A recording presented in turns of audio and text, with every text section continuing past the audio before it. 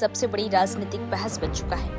हजारों छात्रों की भीड़, संसद की ओर बढ़ता मार्च, टूटते बैरिकेड, लाठीचार्ज और आंसू गैस के साथ दर्जनों एफआईआर, साथ फिर सरकार और विपक्ष की सीधी टक्कर। लेकिन सबसे बड़ा सवाल यही है कि क्या नीट यूजी पेपर लीक के खिलाफ शुरू हुआ सीजेपी यानी कॉकरोच जनता पार्टी का आंदोलन अब अपने असली मकसद से भटक गया है?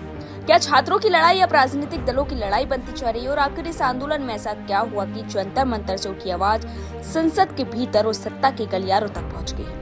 आइए जानते हैं इस प्रोटेस्ट की पूरी कहानी। नीट यूजी पेपर लीक, परीक्षा प्रणाली में सुधारों, केंद्रीय शिक्षा मंत्री धर्मेंद्र प्रधान के इस्तीफे की मांग को लेकर शुरू हुआ सीजेपी का आंदोलन शुरुआत में पूरी तरह छात्रों के भविष्य पर केंद्रित था। जंतर मंतर पर देश भर से हजारों छात्र जुटे। उनकी मांग थी कि पेपर लीक की निष्पक्ष जांच हो, दोषियों के खिलाफ सख्त कार्रवाई हो और भर्ती तथा परीक्षा व्यवस्था में पारदर्शिता लाई जाए। और देखते ही देखते ये आंदोलन देश भर के युवाओं की आवाज बन गया। लेकिन 20 जुलाई को ये तस्वीर पूरी तरह बदल गई, क्योंकि संसद चलो मार्च के दौरान पुलिस ने सुरक्षा व्यवस्था के तहत बैरिकेडिंग की।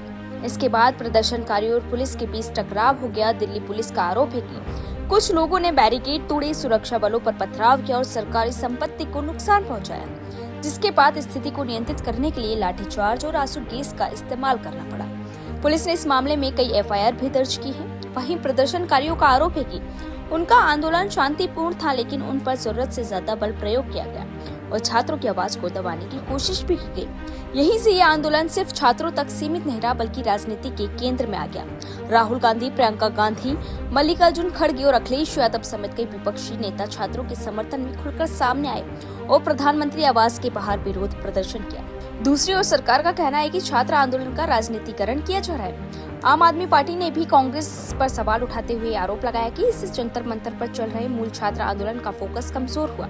वहीं कुछ राजनीतिक विश्लेषकों का मानना है कि आंदोलन का दायरा बढ़ने के साथ भीड़ पर नियंत्रण कमजोर पड़ा, जिससे टकराव की स्थिति पैदा हुई। हालांकि सीजेपी और आंदोलनकारी लगातार ये कह रहे हैं कि उनका उद्देश्य आज भी वही है, शिक्षा व्यवस्था में सुधार, पेपर लीक के दोषियों पर कार्रवाई और छात्रों को न्याय दिलाना।